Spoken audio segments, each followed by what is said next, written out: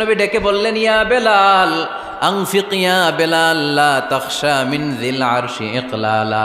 ও বেলাল, আল্লাহর রাস্তায় দান করো, কারণ আমার আল্লাহর ধনভাণ্ডারের কমতি নাই।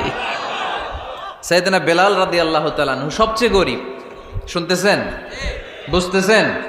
সবচেয়ে গরিব। ডাউন পার্টটা ঢাকার মতো একটা গার্মেন্ট ছিল, একটা কাপড়, এটা পেঁচায় আসতো, নামাজ পড়তো। গায়ে রাখার মতো কোনো জামা নাই, আর খাবার দাবার টাকা পয়সা বলতে নাই। ওই সাহাবীরে বিষ্ণু ইসা ইসলাম বললেন, আনফিক বেলাল, বেলাল তুমিও দান করো, তুমিও দাও, দানের হাতকে প্রশস্ত করে দাও। আনফিক ইবনা আদম উনফিক আলাইক, হে বানি আদম দাও, দিলে আমি তোমারে দেব।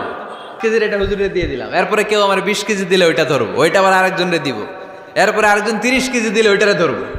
কথা বলেন, কথা বলেন, কথা বলেন। এজন্য আল্লাহ